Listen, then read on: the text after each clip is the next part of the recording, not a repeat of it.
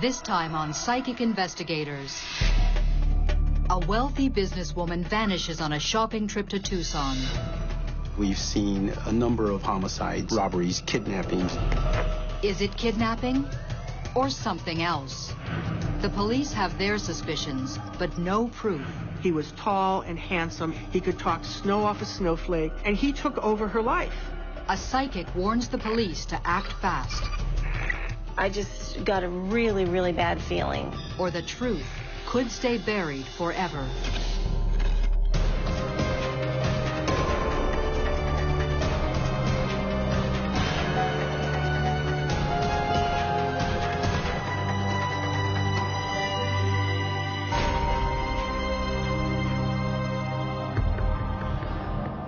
Tucson, Arizona, 70 miles from the Mexican border, a city shaped by the surrounding desert. A dramatic backdrop to the story that was about to unfold on December 13th, 2004. At 6 p.m., 67-year-old Ta Benderly frantically approaches the security desk at Parkplace Mall. His partner is missing. He tells the guards he dropped Loretta Bowers off at Dillard's department store at 2 o'clock and arranged to pick her up at 4. He's been looking for her for the last 2 hours.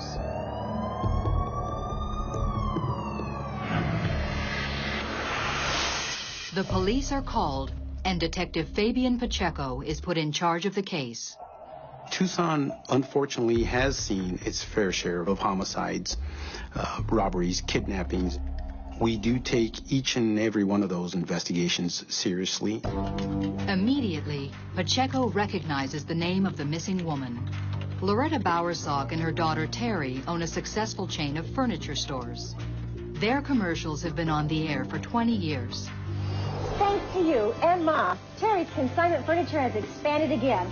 There's a beautiful Bernhardt sofa, and you saved $1,400. Police kick the search into high gear. They had searched all of the Dillard store to include the Parkplace Mall, the surrounding neighborhoods, without any success. At first, Pacheco wonders if Loretta may have been abducted for ransom. After all, she is a high-profile millionaire. Ta Benderly made some indications regarding a possibility of Loretta being kidnapped by some individuals in a white van. And this information further heightened our response to this investigation. Ta calls Loretta's daughter in Phoenix. I jumped in my car and drove down to Tucson in 45 minutes, which is normally about an hour and a half. I just remember feeling very frantic. The fear of her being kidnapped was probably the worst for me. I started getting hold of all of the local newspaper because I'd been on the news a lot. And I got pictures of her off of Ta's computer, and we started making posters right away. Terry and Loretta were like Arizona's success story. We had watched them grow up on television. They started their business together, the consignment business. They were in our living rooms for 20 years. My mother was a very smart lady. She was very attractive, very talented, full of life. For 18 years, Loretta has shared that life with Ta Benderly. The story Ta tells police is that they left Tempe, the Phoenix suburb where they live, that morning for a 5-day vacation. They checked into the Residence Inn in Tucson at 12:30 p.m. and went to the mall at 2 o'clock. Police check mall security cameras and make a startling discovery.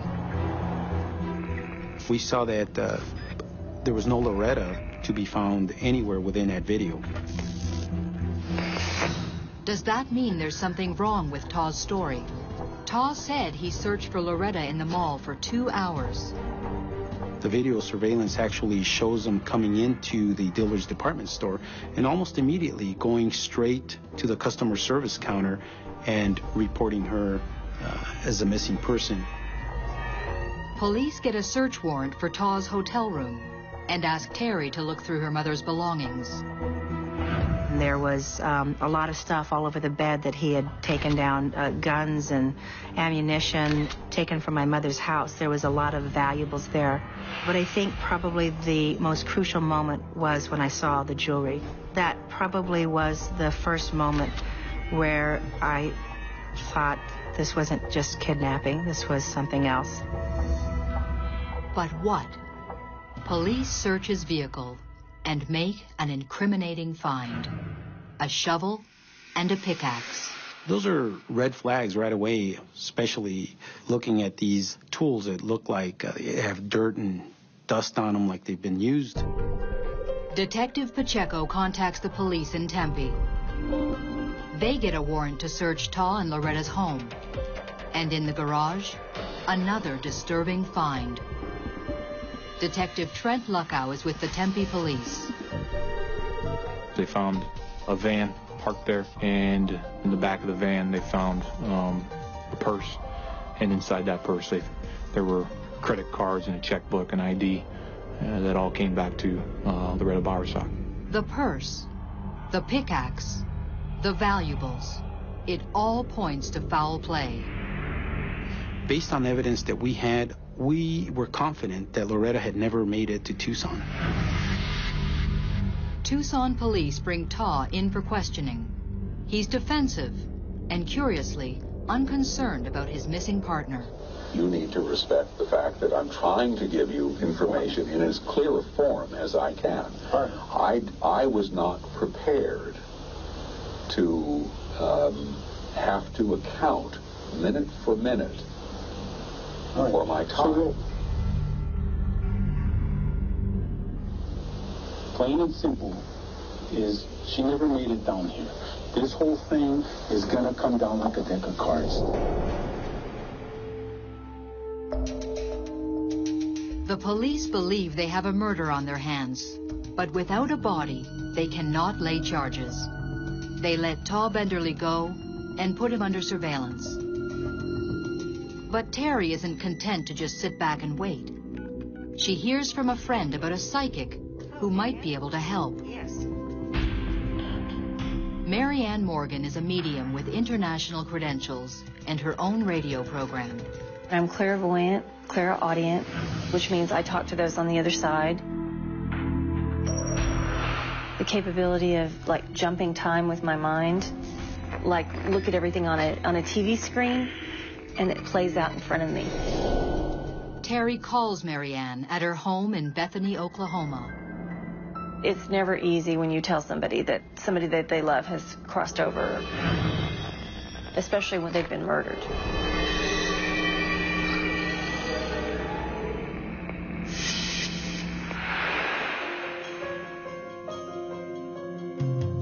Arizona businesswoman Loretta Bowers has been missing for 2 days when a psychic shares a devastating vision with the woman's daughter. Not only is she dead, she's been murdered. I think that it took a little while for me to get through, and it was hard to hear those things. Using her paranormal powers, Maryanne Morgan claims to see Loretta's last moments. I kept getting all these visions of screaming and yelling in a fight. And then I saw somebody coming up from behind and putting something over somebody's head. Then I saw somebody suffocating, fighting to save their life. And the more she fought, the worse it was. And then eventually there was just no life at all. Then the killer appears before the psychic. When I started seeing this man, I described him in depth and in detail to Terry, and she said, yes, this is the person that her mother had been involved with for a very long time. And I said, Terry, you don't know this man. This man has lied to you. He's got all kinds of money problems, all kinds of financial things that he's created. He's a con artist. And she understood that. However, she really didn't want to believe it. And there's another psychic bombshell for Terry. I saw Loretta Bowers open the door and her be handed a set of papers, and I saw how angry she got, and I knew that the house was in foreclosure and And this was something that she had no idea about. I said, that's crazy. There's no way that my mom would let her house go into foreclosure. She loved her house. Could the psychic be right? Terry decides to tell the police about the foreclosure. We don't use psychics. We're more into the modern forensics, the DNA, the fingerprinting, certain other things that we can do as homicide detectives. But psychics, I'd never used one. I was skeptical. And I said, you know, all I know is there seemed to be some things that she described that seemed to be accurate. And with us not having any leads coming in, I said it really couldn't hurt. We did a financial investigation, and that's where we realized this home was in foreclosure. Nobody knew that. That was really astounding, and began to think, well, maybe the psychic could be of service. In the meantime, the police continue to pull apart Taw's alibi. Taw says he and Loretta left Tempe at 10 a.m. and checked into their Tucson hotel at 12:30. However, the desk clerk says he checked in at 2:48, alone. And his credit card and bank receipts also tell a different story. At 11 a.m., he used his credit card to buy 2 baseball caps at the outlet mall. And at 1:15, he bought 2 sandwiches at the truck stop, just 4 miles down the highway. We are now faced with a 2-hour block of time that we're trying to determine where exactly was he. And it's very important to us to account for that time. Police think that during that time, Taw was busy burying Loretta's body somewhere in the Sonoran Desert. We were headed in a direction to prosecute Taw Benderly for the murder of Loretta Bowers. Then, an explosive turn of events. 1 week after Loretta's disappearance, the psychic has another revelation. All of a sudden flashed before me this vision of Taw Benderly. And I just got a really, really bad feeling. Either this man's going to kill himself or he's going to try to escape. The net is tightening. All the evidence of Loretta's disappearance points to Taw Benderly. The psychic immediately calls Detective Pacheco. We were very concerned for Taw Benderly's welfare. Obviously, we don't want anyone to harm themselves. And most importantly, we still don't know where Loretta is. If something ever happens to Taw, the chances of finding Loretta are gone along with him. At Maryanne's insistence, the police check up on Taw. He seems fine. The next day, Terry calls Taw several times, but he doesn't answer. In a panic, she contacts the police.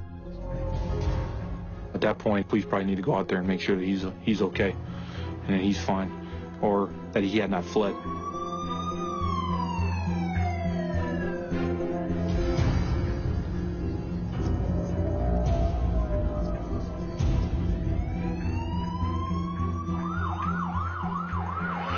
When police entered the house, they found Taw hanging from an extension cord in the garage. All Taw Benderly left was a suicide note saying he has gone to join Loretta, but nothing about how she died or where her body is located. What a coward. Not only did this man kill himself, he took all the clues with him on where Loretta was. He never said, here's what I did and here's where she is. This SOB went to hell not telling anybody where Loretta was. The psychic was dead right about Taw's suicide. But can she help to find Loretta Bowers?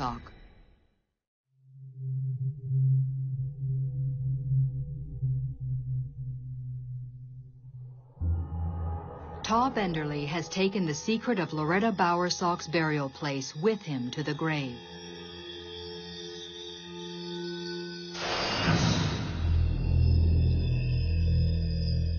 knowing that he had just committed suicide, I lost all the hope of finding out really what happened, if he'd been the one that killed her, and where was she. When I found out that Todd Benderly had committed suicide, I was thinking about what Maryanne had told me. I was thinking, what else could we have done? Once the main suspect is dead, there's nobody to prosecute. The case is closed. The only thing left in this investigation to do is to find the remains of Loretta. But where is she? 3 weeks after her disappearance, the police are no closer to finding her body. I needed to know what had happened. You know, how was she killed? Was she shot? Was she cut up? Had he bashed her? When you don't have how somebody died, it just makes you crazy. Desperate, Terry invites psychic Maryanne Morgan to Tempe. Maybe she can see something the police have missed. They start in the place where Taw took his own life, the garage of Loretta and Taw's soon-to-be repossessed house. We went out to the garage. A very, very cold entity came to be present with us. I said, Terry, Taw's here in the garage with us. And about that time, he jumped into my mind, and he started screaming. He says, she's in the desert. She's in the desert. I told you she's in the desert. It was just very powerful and overwhelming. I knew this was going to be very hard to tell Terry, but unfortunately, I saw her mother wrapped in plastic, almost mummified. And I saw her buried in a very shallow grave. The desert, a likely place to dump a body. Police already suspect Taw has buried Loretta in the Sonoran, but the psychic sees specific, unique details. I could see that there was blue. I felt like I was surrounded with blue. And then I heard children laughing. And I could see and I could hear children going around and around on a merry-go-round. So I thought, oh my gosh, that's going to be the biggest, one of the biggest keys to this is that she is not even 150 yards from this merry-go-round. A merry-go-round, the color blue. Maryanne shares the details with the police, who have a lead of their own. Taw made a cell phone call around the time police think Loretta was buried. Detective Landon Rankin of the Pinal County Sheriff's Office led the search for Loretta Bowers. Mr. Benderly's cell phone had pinged on a certain cell phone tower in central Arizona in our jurisdiction of Pinal County. The cell phone records show Taw had made a phone call at 12:30 in the Sonoran Desert, 94 miles from the hotel in Tucson, where he told police he was. And he had made that call during the 2-hour time gap that he couldn't account for. I believe it was his dentist had called, so Mr. Benderly opened up his cell phone, returned the phone call. So that basically put his footprint in our area. The police think Taw was burying Loretta's body in this area of the desert.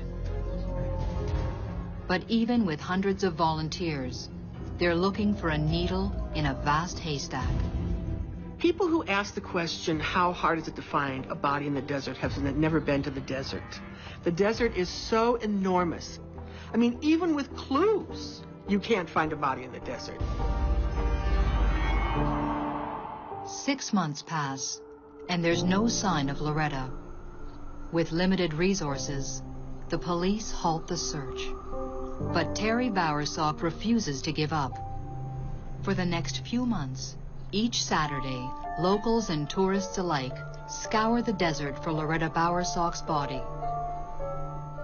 Every day that I'd be out searching, I remember I would just think of her and just how important it was not to spend the rest of my life wondering. I wasn't about to let her stay in the desert. That wasn't going to happen. I was going to find her. Terry was searching every day. I finally just had to tell her that it was not her karma to find the body, that hikers were going to be in the desert about a year later from the time that she disappeared, and that they would come upon the body.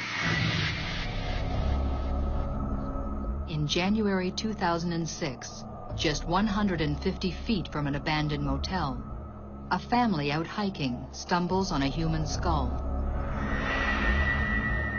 Dental records confirm these are the remains of Loretta Bowers.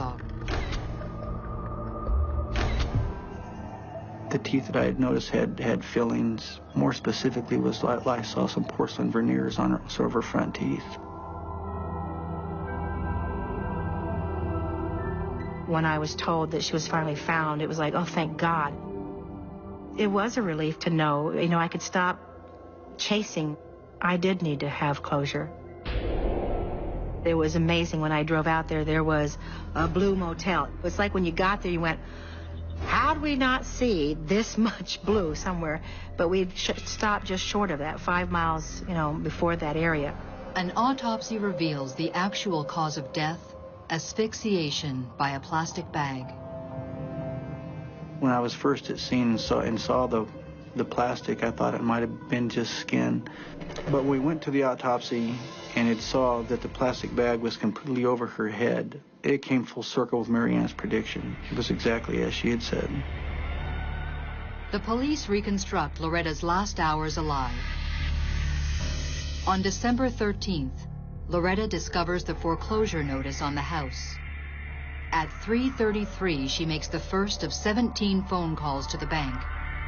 They confirm her worst fears. Her partner of 18 years has been embezzling the mortgage payments. When she confronts Taw, he panics, fearing his web of lies is about to be exposed. He sneaks up behind her, places a plastic bag over her head, and suffocates her, just as the psychic predicted.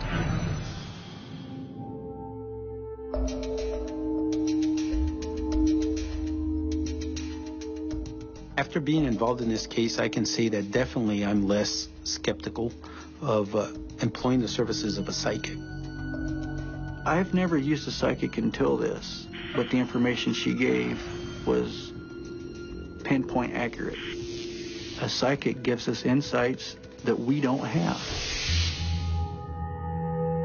When this case came to a close and I got the phone call that they had found Loretta Bowers, it was just a sigh of relief that it was finally over.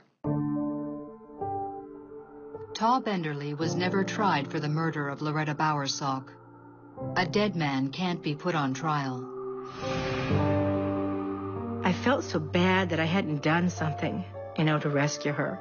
I hadn't taken her out of the house earlier.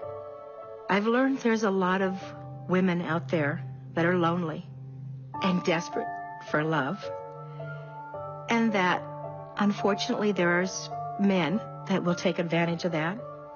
And so I would just simply say to women, if you feel like there's something wrong with the person you're with and you haven't checked them out, do.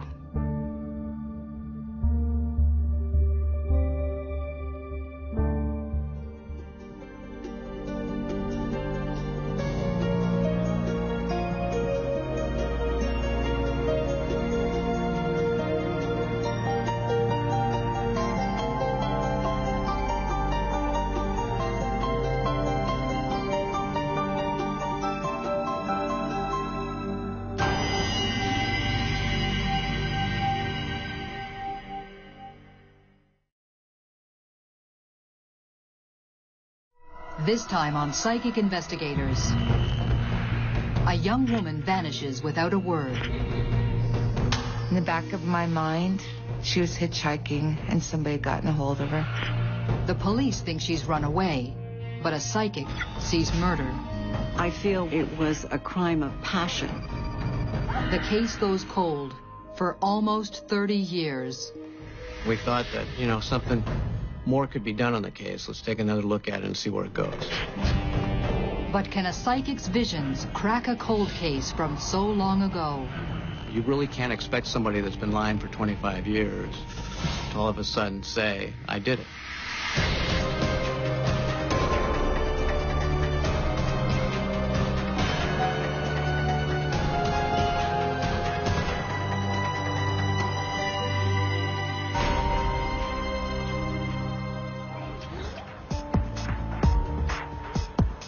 Los Altos, California, in the foothills of the Santa Cruz Mountains. Once known for its orchards, by the late 1970s, it's become a bedroom community for Bay Area commuters. It was a very quiet, calming place. It was affluent as it is today. The people who lived here cared greatly about their community. Los Altos is a safe haven, a good place to raise a family, or so it seemed. On March 28, 1978, 17-year-old Laura Ann Byerly, a student at Los Altos High, vanishes without a trace.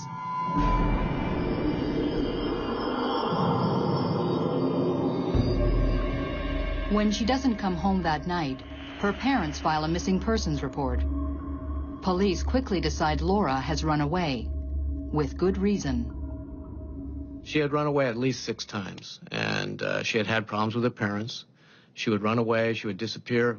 She had been gone for several weeks, and then she would reappear, come back home. She'd always keep in contact with her friends, and then, come back into the household to make amends with her mom. Mary Cressy has been Laura's best friend since the 8th grade.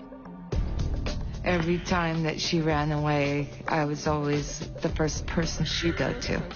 She ran away, but she always came right back.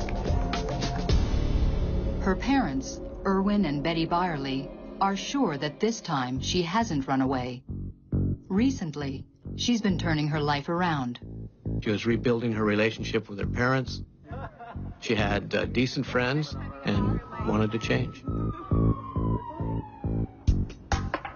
But the police are certain that Laura has taken off, and her friends are hiding it. So you guys saw her yesterday, and if you guys have seen her, you know her. They questioned us about last time we had seen Laura.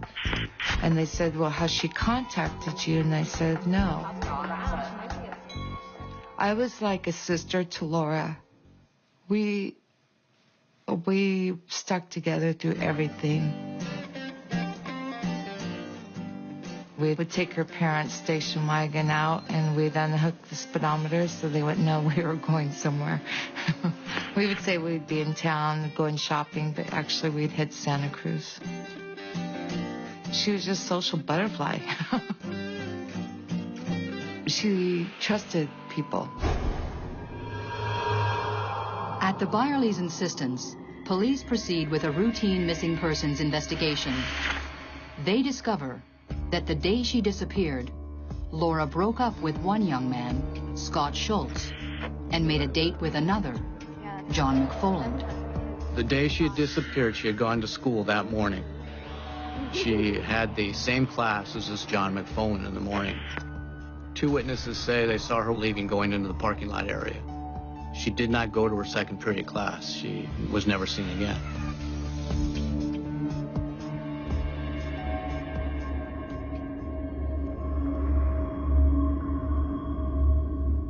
The police question Laura's ex, Scott Schultz. He tells the police that he was home and he never saw Laura. He thought she was going to hitchhike over to the house.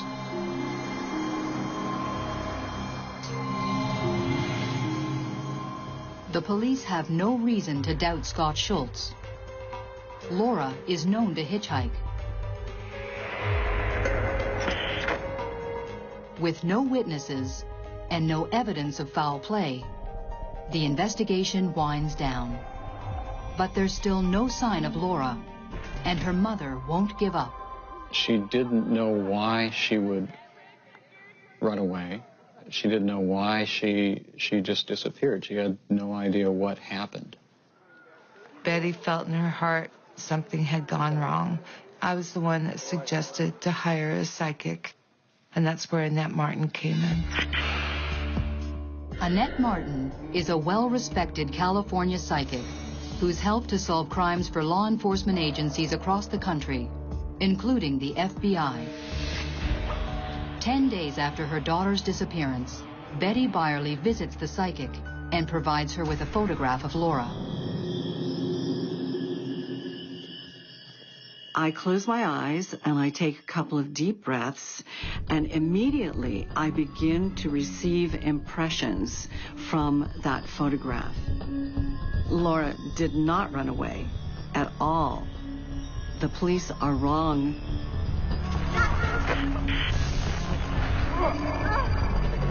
Then, the psychic says something no mother wants to hear. The most difficult thing in the world is to tell a mother that her child is dead.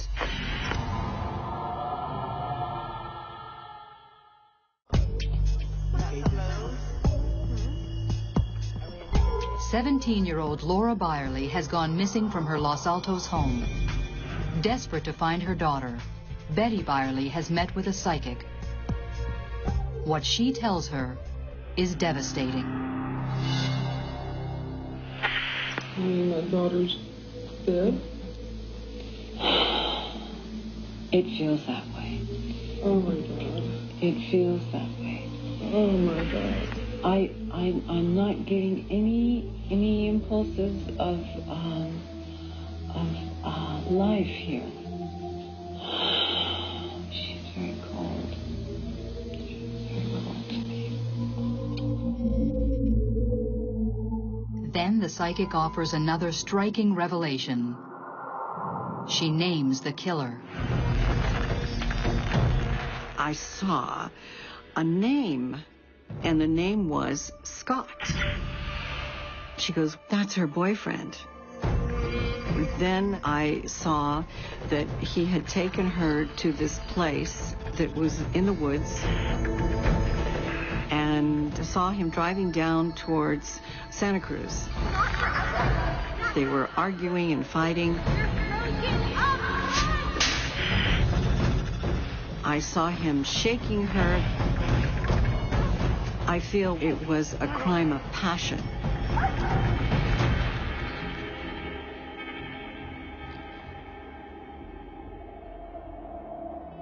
And then I saw him bury her in a very shallow grave. Betty was in a state of shock. I had said that the police would not find her body, but I saw a hiker finding her body. And I said to Betty, have they spoken to this Scott? And she said, yes, they have. Betty clings to the hope the psychic is wrong. But in her heart, she believes Laura is dead, murdered by her boyfriend, and buried in the Santa Cruz Mountains. I remember sitting in her mom's living room and crying our eyes out together, going, no, it can't happen. It can't happen to her only daughter. Laura's mother turns the tape over to the police and begs them to look more closely at Scott Schultz.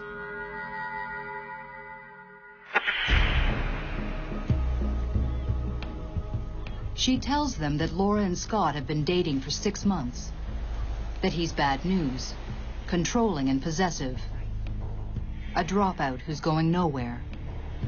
With Scott, she seemed to be a different person. She would sit there and would clam up. I felt in my heart that she was almost afraid of him. But Laura was moving away from her boyfriend. The morning she disappeared, she broke up with him in a long phone call Laura's mother describes to police. The phone call started about 1:40 in the morning, and they talked for 4 hours. According to Laura, they talk about their relationship, how she's, no longer wants a relationship with him. He's very emotional. He cries on the phone several times related to them breaking up, and that she's going in a different direction. In the morning, she notices that Laura's crying, and Laura tells her, hey, I just broke up with Scott. I broke up with him on the phone. I feel bad that I didn't do it in person. And the mom just tells her, hey, don't worry about it. Just go to school. Things will get better. It's the last time Betty Byerly sees her daughter alive. Despite the psychic's suspicions, the police still have nothing to link Scott to Laura's disappearance. The police have nothing on him and no reason to believe Laura has been murdered. However, they search a small section of the mountains where the psychic says Laura will be found. but they find nothing.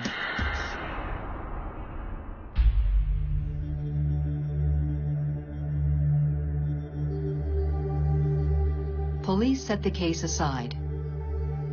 Weeks and months go by with no news.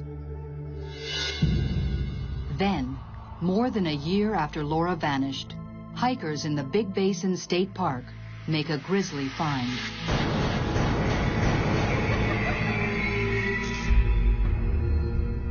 April 1979, some hikers in the Santa Cruz Mountains going along a trail. Their dog goes off to the side, and he brings out what appears to be a bone. The people kind of look at it, and then they discover that, hey, this is a human mandible. They also find some clothing and some other items, and they gather all these items. So they go alert the ranger who then calls the police department. They recognize it as a crime scene. The Santa Cruz County coroner concludes the young woman has been dead for at least a year. Her name is Laura Byerly.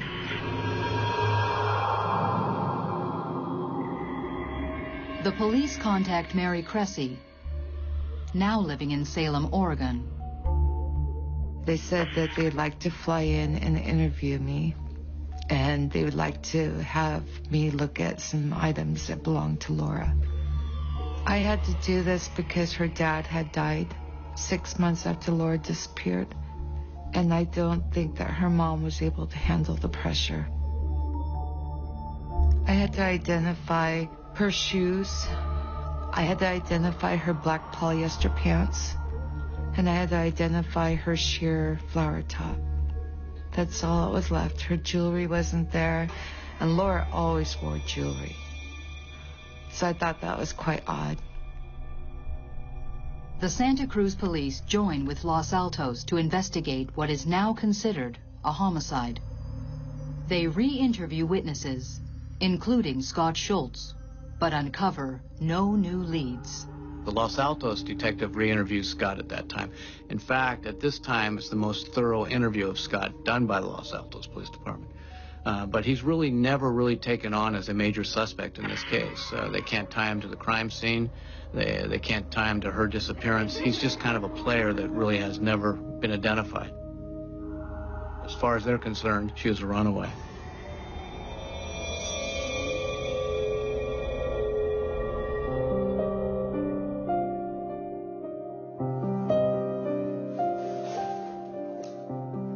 Again, the case goes cold. In 1996, Betty Byerly dies in a house fire. With both her parents dead, it seems Laura's memory is dying too.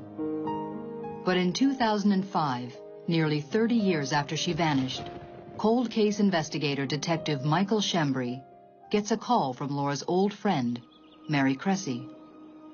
It was always in the back of my mind that there had to be an answer to this. And I said, you need to pursue it. You need to keep after them, and you need to make sure that this does not get closed again. She felt at the time, in 1978, that the police department really hadn't done a thorough investigation. And she thought that if we reopened the case and started contacting people, maybe something could be done.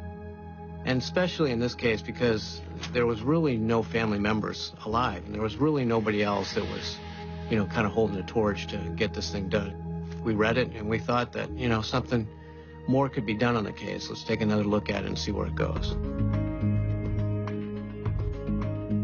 One detail in Laura's file that catches the detective's eye is a reference to psychic Annette Martin. But the tape of the psychic's reading is missing. Mike Shembry called me on the phone and said to me, I was just wondering if you would possibly have a copy of that tape. And I said, yes. I keep a copy of every single murder case. A lot of these old cases, you'll find that the family has made contact with a psychic. It's not uncommon. If somebody has this ability, that's great. And in this case, it's been open for 25 years. It's certainly not going to hurt. Annette had specific information about the location of the body and what took place, and that information given at that time was not that far off base. The psychic had predicted Laura's murder and how her body would be found. But will her visions help the police track the killer?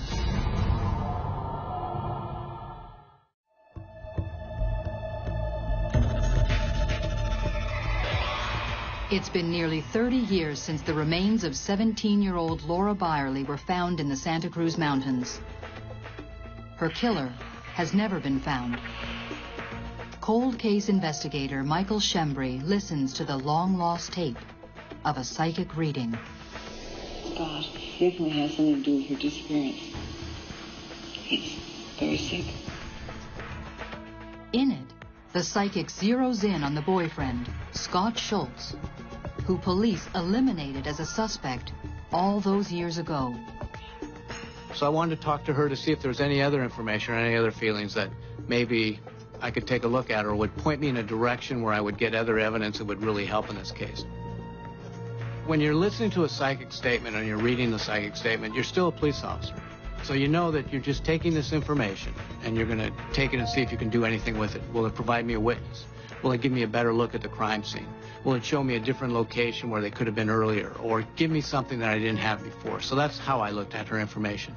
Because you realize this information is not admissible in court. You can't walk into court and say, the psychic said that Scott Schultz killed her, so therefore we rest our case. The deeper Shembri digs, the more his suspicions match the psychic's. There were several facts that just didn't make any sense. The fact that she had talked to him that morning for 4 hours. She had gone to school and she had made a date in her first period class with her new boyfriend, John McFolin. Then she had a hair appointment later on at 3 o'clock in the afternoon.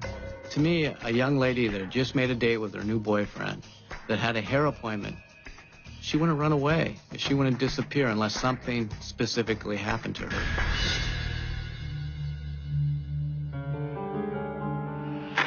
Shembri tracks down Scott Schultz, now 46, and a mechanic in Loveland, Colorado.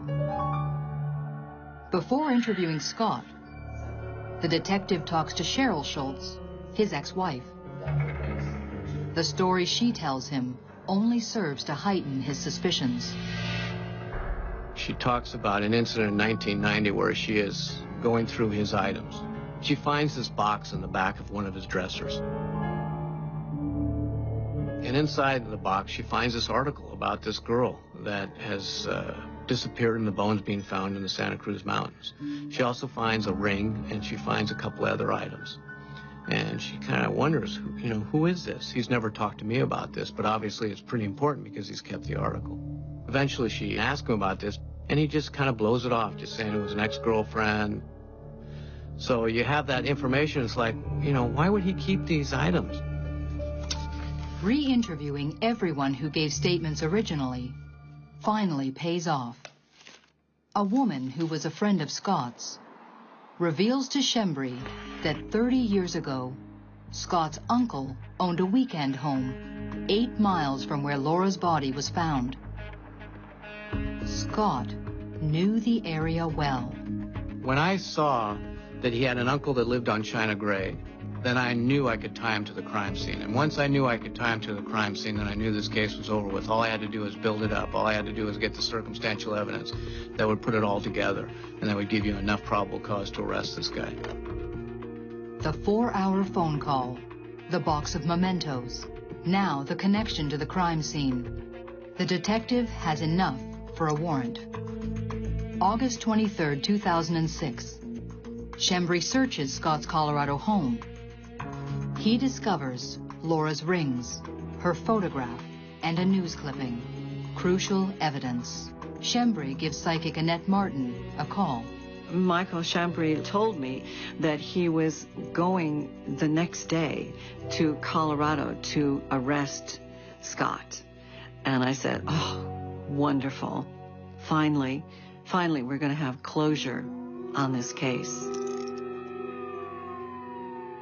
Scott Schultz is arrested for the first-degree murder of his high school girlfriend, almost 3 decades earlier. They called me up and said that they had just arrested Scott Schultz for the murder of Laura Byerly. I'll never forget it. And I just burst out in tears and said, finally. Brian Welsh is the DA who prosecuted the case. This really was a classic case of all the circumstantial evidence, when looked at in its entirety, pointed to Scott Schultz and his guilt. But he had steadfastly denied killing Laura when he had been interviewed on a number of occasions by the investigators. Scott Schultz is extradited to California, where he pleads no contest to a reduced charge of voluntary manslaughter. Voluntary manslaughter in this case is referred to as a heat of passion crime. Under California law, a person can plead either guilty or no contest. In this case, he pled no contest. At the time he entered the plea, the court informed him that a no contest plea would be treated as a guilty plea. By pleading no contest, Scott Schultz avoids the uncertain outcome of a jury trial, and the full details of how Laura died are never revealed. But the cold case investigator's best guess is that she and Scott argued, emotions ran high, and Scott killed her in a fit of rage, just as the psychic visualized all those years ago. Some people have the ability to see things. I mean, as you get older, there's a lot of things that you really firmly disbelieve when you were younger that as you get older, you say, you know what, maybe that's possible. Because he was a minor at the time, Scott Schultz is sentenced to just 2 years in prison. I was saddened. Here, my best friend's gone, and all he got was 2 years. Where's justice? I feel in my heart that justice will be done, and he will eventually have to pay the price fully. One thing is certain.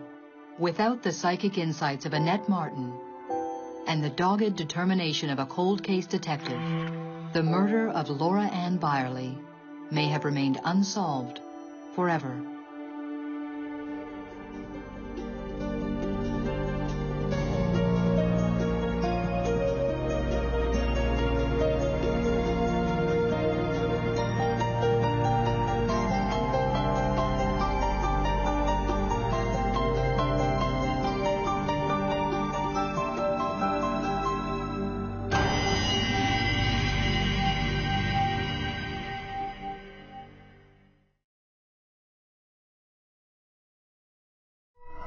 This time on Psychic Investigators.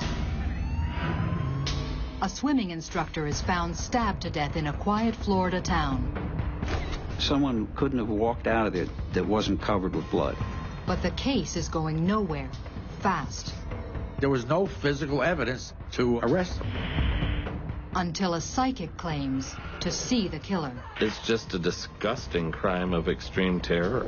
But are his visions enough to crack the case? He says, the killer's nearby, the killer's nearby.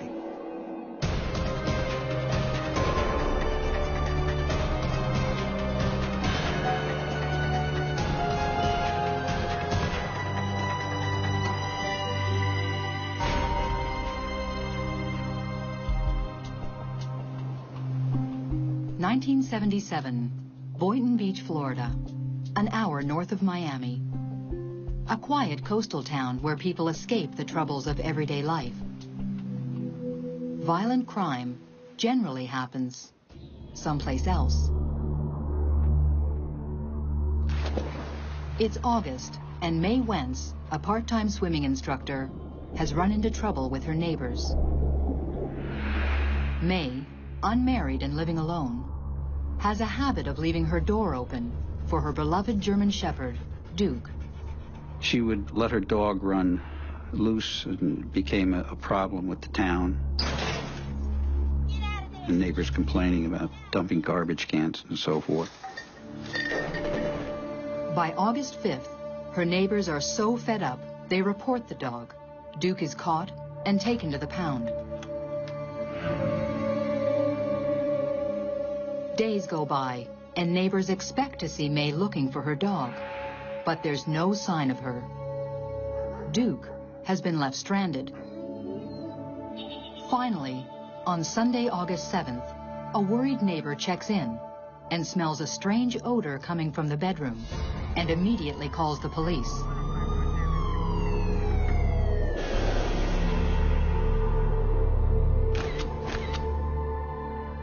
May Wentz was lying on the floor next to the bed. She had been stabbed. Sergeant John DiBattista was the first on the scene. There was a lot of blood all over the bedroom, on the walls, on the bed, on the floor. Lieutenant Ed Hillary is the lead investigator in the case. There were 2 pieces of a knife at the crime scene. One was the point of the knife, and then one was a broken part of the blade. We never found the handle. Aside from this, the killer has left little evidence. We were able to lift several latent fingerprints, but they were subsequently identified as belonging to May Wentz. From the state of decomposition, police determine how long May Wentz has been dead. We had a possible time span of when the crime occurred, and that was 2 to 3 days. But this only makes things harder for the police. It's the first 48 hours that are the most crucial in any murder investigation, and those hours are gone. Adding to the mystery, nothing in the house seems misplaced, ruling out robbery as a motive. And the autopsy later confirms that there was no sexual assault. Her only enemies, it seems, are feuding neighbors. We had no reports of cars leaving the area quickly or anything like that, so we had the feeling, with the blood all over the walls, someone couldn't have walked out of it that wasn't covered with blood. If they went any distance, possibly someone would see them. We figured it was somebody nearby. With little evidence, the detectives have their work cut out for them. The police contact May's family in New Jersey with the news. I was shocked. There were all kinds of questions running through your mind that, what could have happened? Who could have done this? The very concept that there might be someone out there randomly attacking women is always alarming to the community.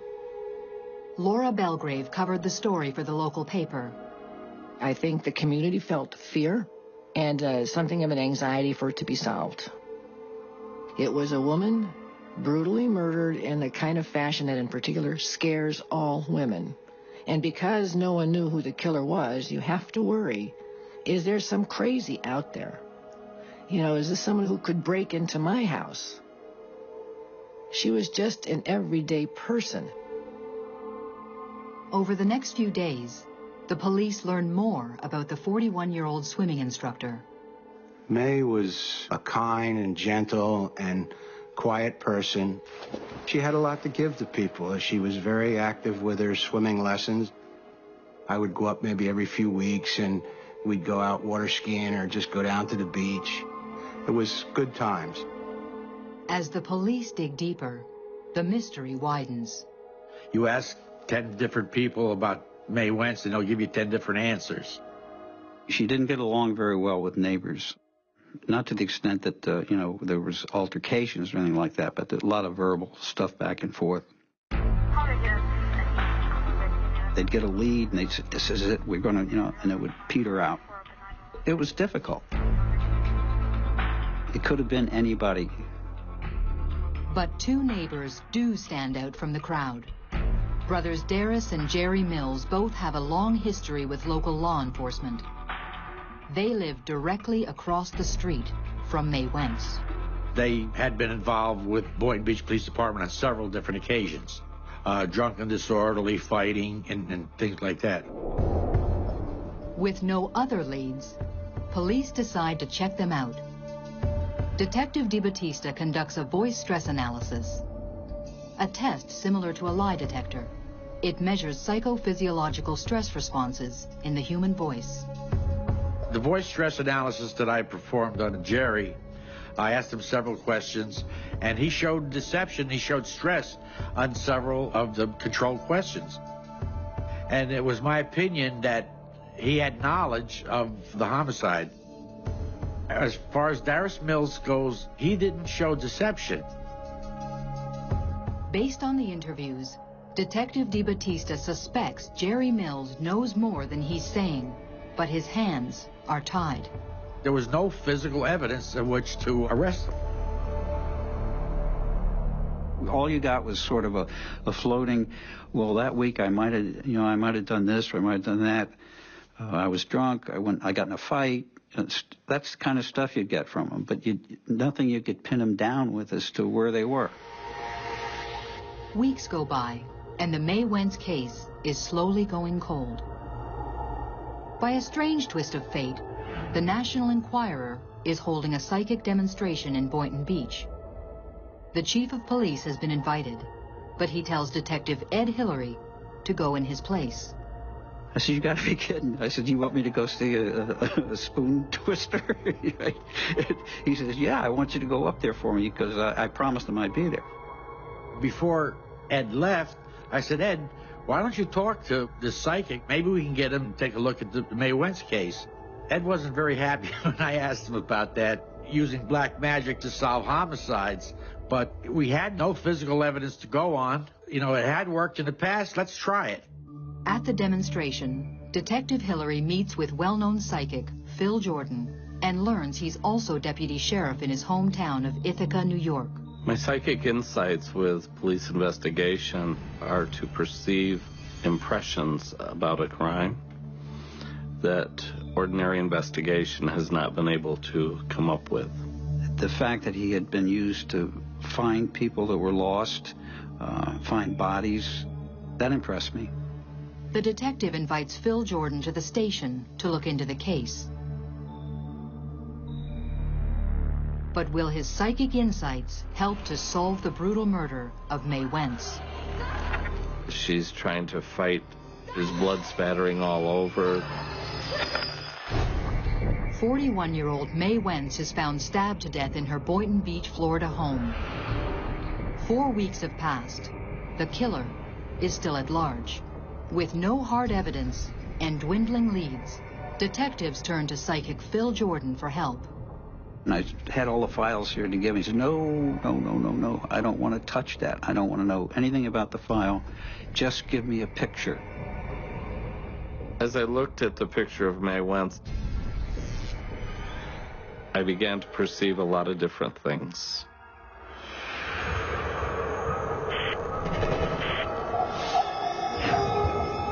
I felt her to be a very independent woman.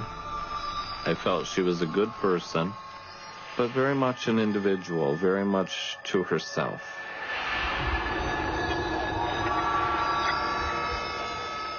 I see that she's a twin.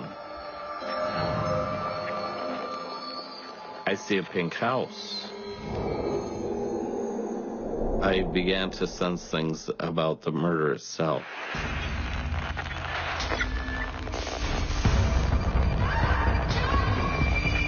And I see them violently stabbing May Wentz. Phil Jordan is dead right about the way May Wentz died. From not knowing anything about it, told us that she was stabbed. It was pretty amazing. Even more astounding, May did have a twin, her sister Loretta. The fact that he knew that there was a twin before we did certainly impressed me. The police are also intrigued at the mention of a pink house.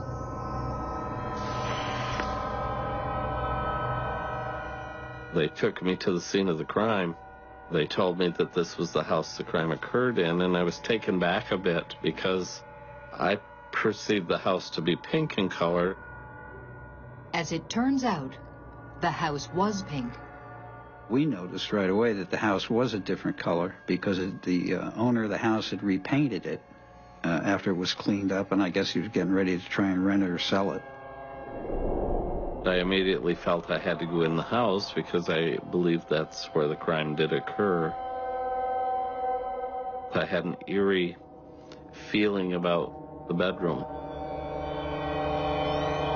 I stood in the doorway and I began to sense things. I see a person. I see him coming into the house. I see that he's wearing a brown uniform.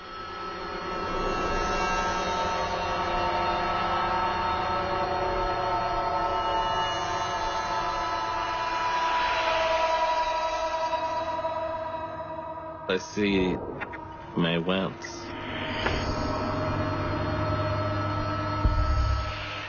And I see the crime beginning to be created. She's trying to fight.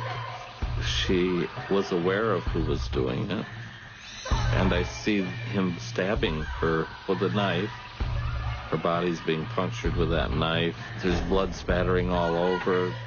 You actually feel the knife penetrating your own being where it penetrated her being.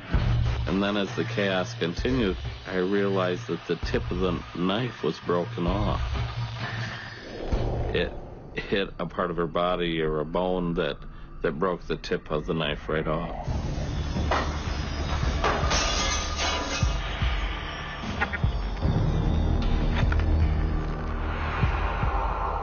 Then I feel the need to get out of there.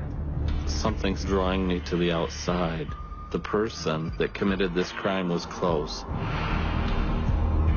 Phil walked across the street, and he stopped. It's almost like a suffocating feeling. A fear or a paranoia overcomes you. He says, my God, the killer's nearby. The killer's nearby. And he's looking right at the Mills brothers' house. That really got me. Now I'm becoming a believer because we never told him that the Mills residence was where we had suspects. It was kind of creepy.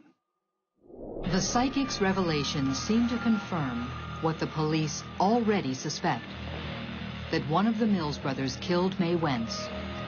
But where is the rest of the broken knife? I immediately asked myself, where would the handle of the knife be? The thing that kept coming to me was under a boat, under a boat. Where is the boat? The boat is where the perpetrator of the crime lives. John and I both looked at the backyard looking for this boat. But they find nothing.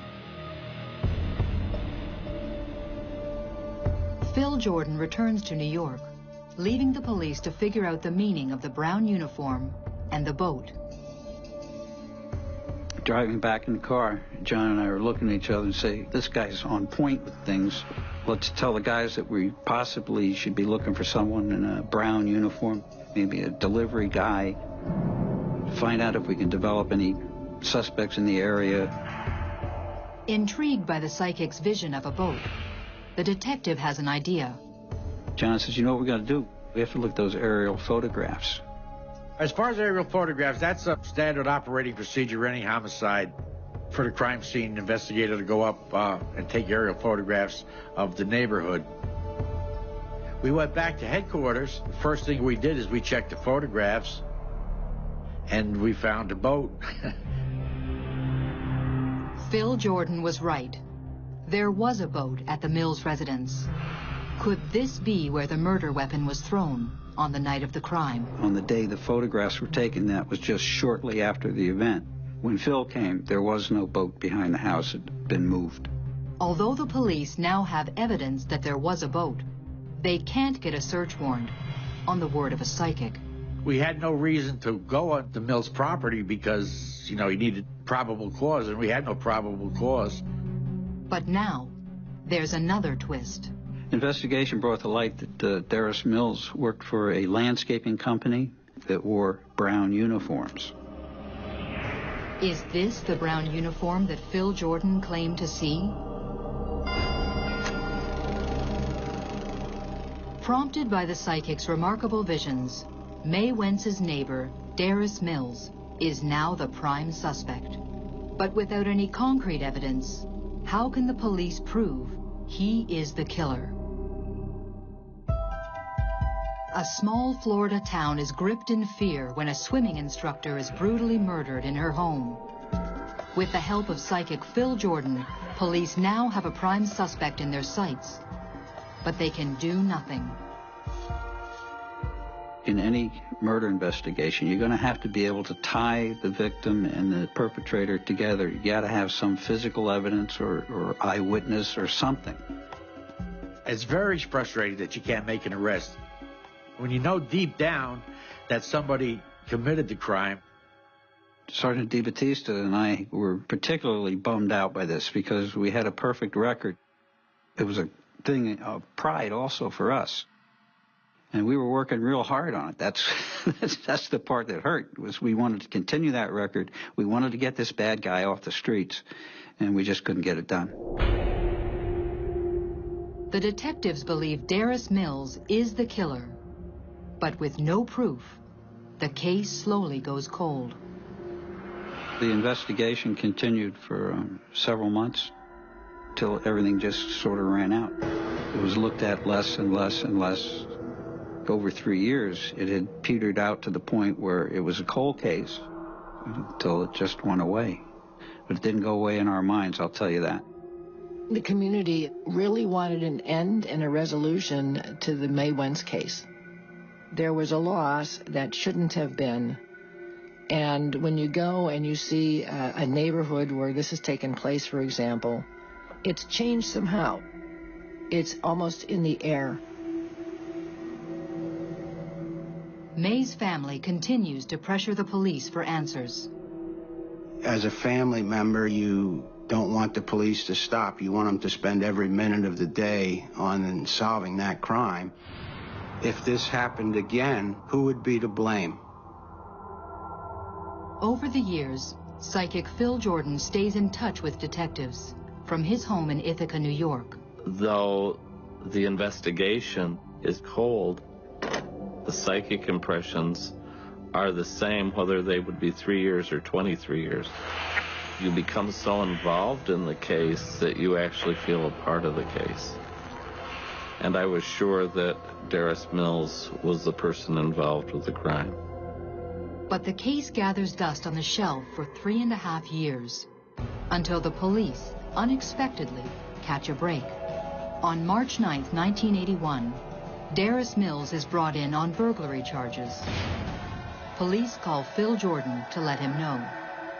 When I have a case where we have somebody in custody, I would either do prayers that they would turn themselves in or confess to the crime. That doesn't always have to be verbally done. That can be done just through concentrated effort and thought.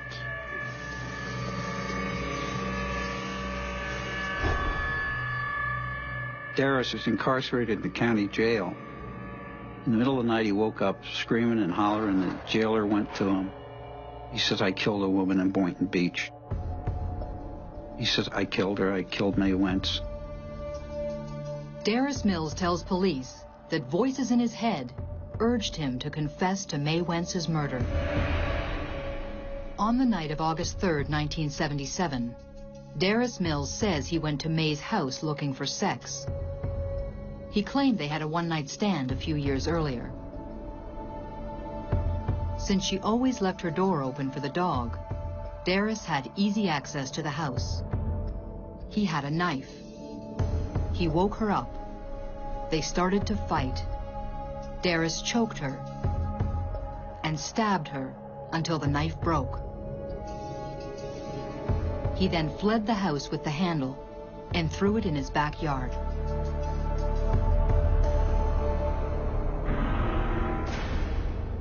Some of the stuff he said is just tremendous. No question about it. It was on point. The fact that the knife had been thrown by a boat, and the fact that he knew the gentleman had a brown uniform, he lived in the neighborhood close by. I mean, these weren't things that he was just kind of guessing at. Darris Mills is convicted on second-degree murder charges. He is later diagnosed with schizophrenia. But could the voices that prompted Darris Mills to confess be something else? For me, the power of prayer is one of the strongest energies and strongest powers in the world. And I like to believe that that does have strong significance. And I believe in this case it did. You almost have to believe in psychic power. It really can't be denied. I'm not going to rule anything out. Apparently it worked. Some people believe that psychics are fakes or phonies, but I believe that some people do have a gift or a power to be able to foresee things or visualize things. Whatever prompted Darris to confess, the killer is now behind bars. Nothing is worse for an investigator than to leave an open case. I was very relieved. That made us feel good. Bad guy zero. That's the way we felt. Having interfaced with a psychic, I was impressed. As a chief, would I talk to my investigator who's hit the wall? Yeah, I'd tell him to try a psychic. It works. If they can help you solve a case, I think it's well worth trying. May Wentz's family can finally begin to find closure. It puts a spot in your heart. You've lost something that's not going to come back, but maybe the process of this being over with can begin. Grief stops our life. In a tragic death such as May Wentz, it's hard to continue from beyond that point, especially if there's unanswered questions.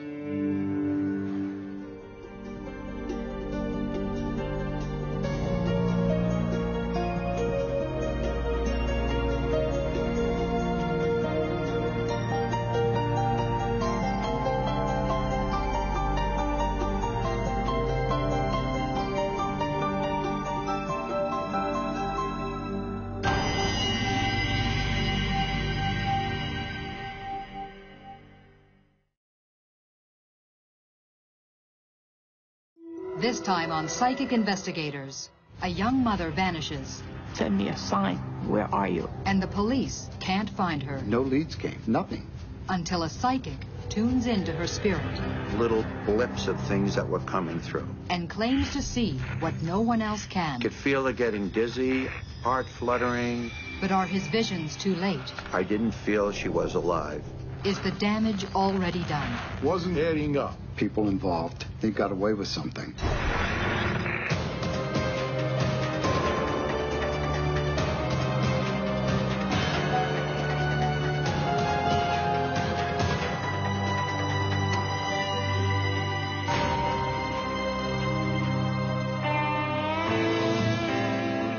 In the shadow of New York City sits Sayreville, New Jersey.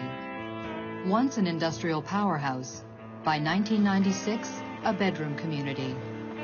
Not only do commuters cross the bridge from the big city, but drugs and the damage they do also make their way to Sayreville. On June 1st, 22-year-old single mom Nicole Arokas heads out for a night on the town with friends. The former NYU student lives at home with her parents, leaving her 16-month-old daughter Dylan in their care. She was a good mother. I thought, oh, she's going to be asking me to babysit all the time. And I was just out of all that stuff. And I only had one child, and I didn't want to get back into that. And she didn't. Maybe once a month, she'd ask me to babysit. And always after Dylan was already sleeping at night. But when Nicole fails to return home that night, her parents know something is very wrong. Recently, Nicole has been hanging out with a bad crowd, with a taste for booze and drugs. I knew that if she didn't come home and didn't let us know something was wrong, that she couldn't. The next morning, Nicole's father, Jerry, now deceased, heads straight to the Sayreville police to file a missing persons report. Detective Jim Novak is put in charge of the case. Parents know if something's really wrong with their child. So what do you think? Mr. Arokas came out and said that I think she's dead. Before you suspect foul play, you try and rule out all of the other common things that normally you find in a missing persons case, especially an adult there's really no crime to be a missing person. A description of Nicole and her vehicle, a black 1980 Chevy Malibu, are fed into the National Crime Information Computer System. To see if any other police department in the United States ever had contact with that license plate. And there was no one that ran her license plate, or her car wasn't found somewhere and run by the police. Jerry Arokas gives Detective Novak details about his daughter. She didn't like to drive her own car, especially at night. And he wasn't too fond of her choice of friends. He didn't particularly care for her boyfriend, Michael Reed. Detective Novak knows Mike Reed. Reed is a suspect in a recent string of car burglaries. I always thought he was the best liar I've ever met. He would lie to me and smile as he did it. It was almost like Charles Manson type thing. But her father's biggest fear is that his daughter's recent drug habit, heroin, might have something to do with her disappearance. Detectives start by interviewing some of Nicole's friends, Eric Nordling, Todd Connors, and Mike Reed. Detectives went into the house to check the house for Nicole.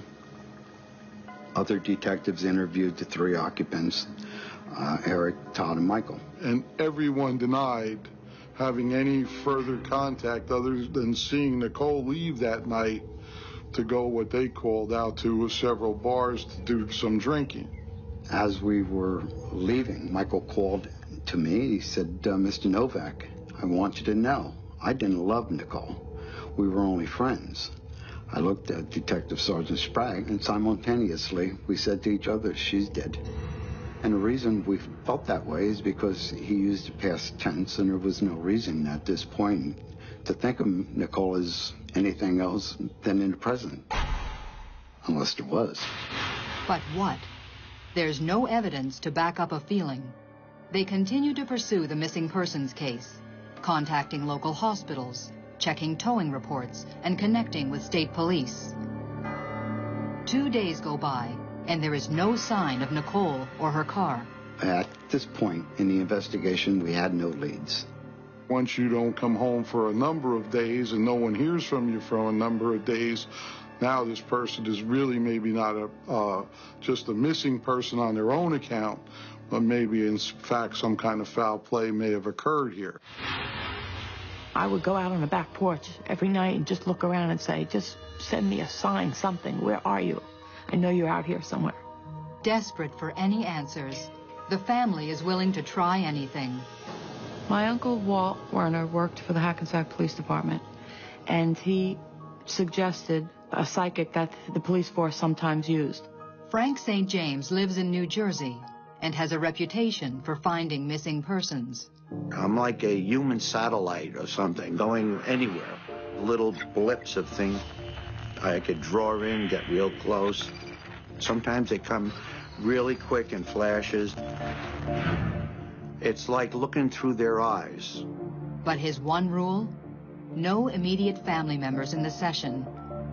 Diane Macaluso, Pat Arokas's best friend, goes in her place.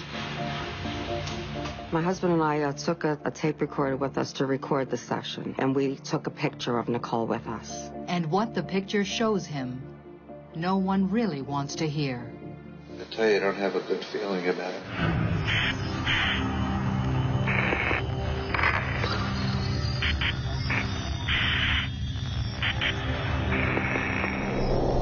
She did expire sometime Sunday morning.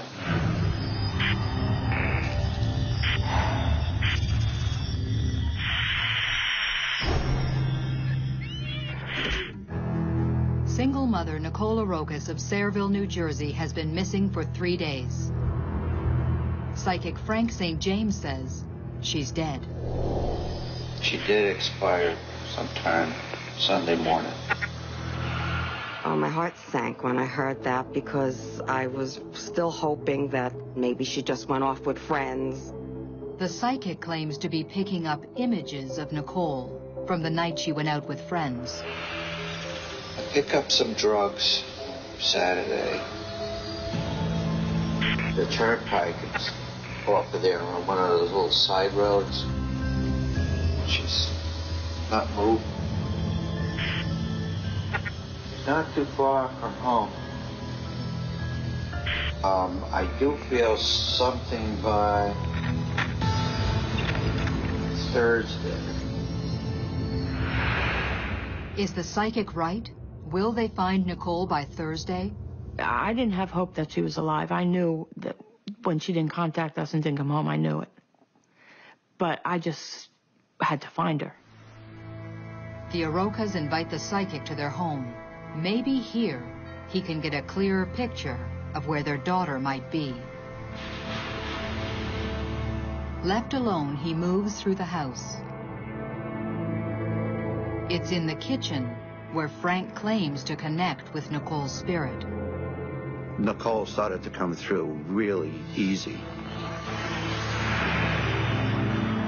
It looked like I was flying up above, near water, a dirt road, bridges,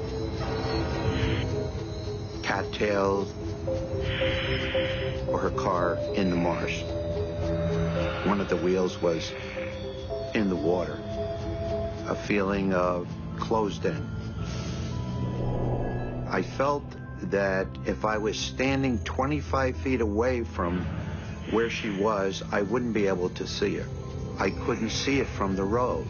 The only way is from above. Nicole's father takes the tape of both psychic sessions to Detective Novak. The investigator is skeptical, but he's also reached a dead end. I am not so naive to think that just because I don't have this special ability doesn't mean it wasn't given to someone else. No leads came, nothing. And it's not like we sat on our hands. I thought it doesn't hurt. Began checking all the areas that would resemble areas described by the psychic. There was an old railroad bridge, area where it was tall cattails, area where it was marshy land, ponds, lakes. We came up negative. And then the detective remembers something else the psychic had said. Have they tried a helicopter in any of those particular areas? We're only 3 days into the investigation at this point, and I'm going to ask for a helicopter, because I felt I was going to meet with the resistance. But the next day, Novak gets his helicopter. It's Thursday, June the 6th. One of the pilots asked why we're using the state police helicopter. And I said, well, we're following the leads of a psychic with respect to a missing person. I'm saying to myself, oh, please, God, please let us find something. Because if we don't, I am never going to live this down. 5 minutes later, above a secluded marshy area, very similar to what the psychic visualized, they do spot something. The pilot asked what type of vehicle we were looking for, and I explained to him it was a black Chevy we were looking for. At that point, he said, I think I see something down in the weeds right along the Raritan Bay. As the helicopter made several circles above it to find a landing spot where we could land the helicopter, you could see that there was, in fact, someone inside the vehicle. But what they see from the air is not so easy to see on the ground. Well, it was necessary to land on the beach area because of the tall cattails and debris. It was a landfill, maybe a mile square, just covered with the cattails. You couldn't see anything. We each went in different directions, and as I approached this one curve, I was surprised because suddenly I saw the car, maybe 25 feet from the curve. The psychic indicated that you could be 25 feet from the car and not see it. The psychic had also said that he had a bad feeling about Nicole, that she was dead.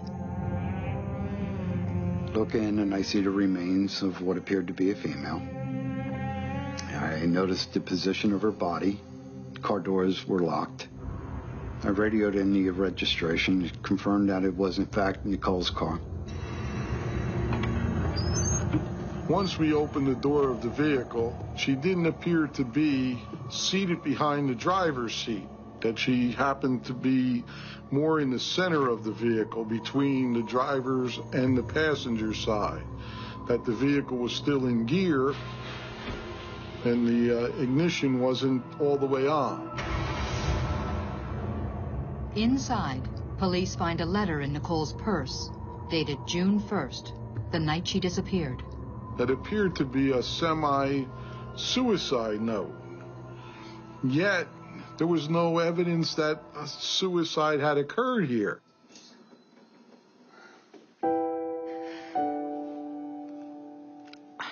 I remember being happy that they found her. But it was like I wanted to pass out and I couldn't. I was like halfway, but you know. My heart just ached for Pat and Jerry and Dylan. The autopsy finds the cause of death acute morphine toxicity, a heroin overdose. The county prosecutor rules her death a suicide, but was it? It didn't make any sense to me that she would do that. It doesn't add up for the detectives either. First, there's Nicole's letter found in her purse. The ink on a date was a different color than the body of the letter, and I thought that was strange. Her mother confirms that Nicole often recorded her feelings, however dark. Nothing that went through her mind wasn't written down somewhere. Because she was living a dangerous life, and in case something happened, she wanted to make sure that people knew things, especially Dylan. Then, the location of the car. And I kept in mind what Nicole's father had told me. She didn't like driving at night, and she would have to drive over discarded railroad ties and roofing material that was discarded in the area. There was no way that Nicole drove herself to this particular location, especially at night. Somebody had to have driven her car there. And some of the things that really stood out were what wasn't there. No drug paraphernalia, there was no needles, no syringes, other than a ligature on the floor. And then Detective Novak remembers what the psychic said on the tape. Nicole was not alone when she died. There's at least 2 or 3 of them. They were there. They know what happened. There was more to this than a suicide.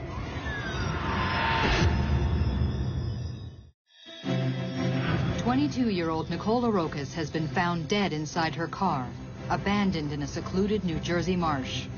It's ruled a suicide, but a psychic says others were involved, and the lead detective thinks so too. Anyone reading that letter could easily draw the logical conclusion that this was a suicide. However, they didn't have the information that I had. Her boyfriend, on the first day of the investigation, referred to Nicole in the past tense. The position of her body, the fact that the car was locked. Most families, once a loved one commits suicide, kind of realize after looking back that the signs of suicide were there. They were depressed or they were having some type of problem. The parents were pretty insistent that they didn't believe that Nicole had taken her own life. And if she did in fact do that, then the crime scene would have been totally different. Usually when you die from a heroin overdose, the death is pretty instantaneous to the injection. There isn't time to remove the syringe from the vehicle, clean up the papers, dust off the dashboard, and make the car kind of neat. If you're going to inject yourself, you probably would have the car in park. The vehicle had actually been left in gear. If she had been, say, trying to leave the scene and all of a sudden the overdose kicked in and killed her, then that vehicle would have run out of gas before the police found her. Yet once we put the vehicle in neutral and turned the key on, it started right up. The suicide note was folded up in her pocketbook. You would probably leave it out in the vehicle. So everything that seemed to be a suicide just didn't seem to be adding up. If she didn't commit suicide, how did she die? Novak suspects Todd Connors, Eric Nordling, and her boyfriend, Mike Reed. Couldn't imagine why people I suspected would do such a thing to a friend. For the detectives, There seems to be only one answer. Under New Jersey law, if you cause someone's death by giving them a narcotic, it's technically a homicide. I brought in the people involved. Got nowhere. The case is officially closed, but for Novak, it's still open. Sometimes it's better to take a step back, let the people involved come to the belief that they got away with something, and they begin to talk and tell friends. Over the next 3 months, his strategy starts to pay off. Just as much as I was repulsed by what had happened to Nicole, the friends of Eric, Todd, and Mike Reed were just as repulsed, because we began getting information through informants with respect to what is being said. Mike Reed shot up Nicole, and she OD'd, and he dumped her out in the landfill. That information wouldn't have been admissible in court because it's hearsay. To have any chance of charging Mike Reed, they need confessions from the people who were with Nicole when she died. They keep waiting. After the call was processed at police headquarters, it was parked outside for the longest period of time. And every time I left police headquarters, I would look over at the car and I would say, "Come on, Nicole, help me out here." I repeated that probably 100 times.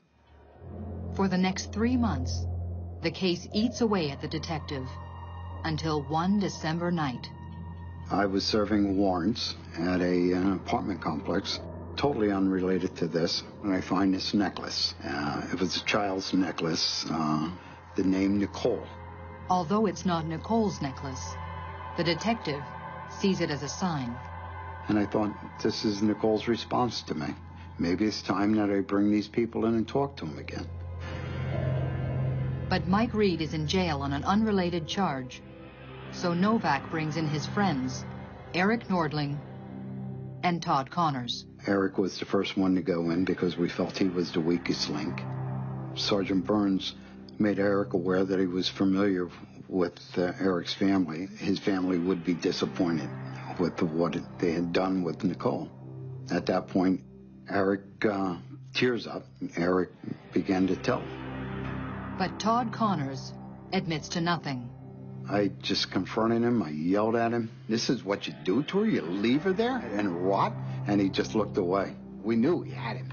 But he said he didn't want to talk anymore. Novak needs statements from both Connors and Nordling in order to charge Mike Reed with Nicole's death. A few weeks later, he gets his chance. He brings Todd Connors in on a contempt of court warrant from a nearby town. But this time, he ups the ante. Novak brings in an investigator from the county prosecutor's office. She threatens to charge Connors with obstruction if he doesn't talk. It's Connors' last chance, and it works. Todd finally corroborates what Eric Nordling has already admitted, and what the psychic saw 6 months earlier, that Nicole was not alone when she died. According to their statements, around 8 p.m. on June 1st, 1996, Nicole, Todd, Eric, and Mike Reed head out to buy drugs. A half hour later in Perth Amboy, Nicole cashes her welfare check.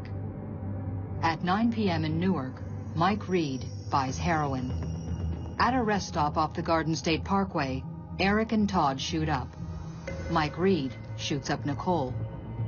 Todd and Eric fall asleep. When they come to, they're at the landfill, and Nicole is unconscious. Unable to revive her, they panic. But Mike Reed shows them the letter, the one the police initially took as a suicide note. He wipes down the car, removes all the evidence, and locks the doors. All three walk the 2 miles back to Todd Connors' house. She would have never done that to them. That's what bothered me. Never. Even if she had to be found guilty, she would have never done that. On December 16, 1996, Michael Reed is charged with the drug-induced death of Nicole Orocas. He pleads guilty and is sentenced to 10 years in prison. Todd Connors and Eric Nordling walk free. Obstruction charges against them are dropped in exchange for their statements. We had nothing. We found Nicole based on the information supplied to us by the psychic, Frank St. James. And that's it. It's just, I don't see how anyone could dispute it. I can't explain it, nor would I even attempt to. I would certainly not have a problem with talking to a psychic or talking to the devil himself if it would help us solve some of our unsolved crimes. I've done hundreds of cases. This was particularly gratifying, I guess, too, and sad at the same time, but I felt I helped the family at least.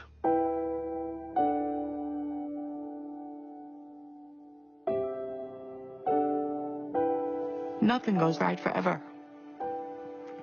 There's no closure. You never see them again. She didn't have a normal funeral. None of it was the same. Everything was messed up.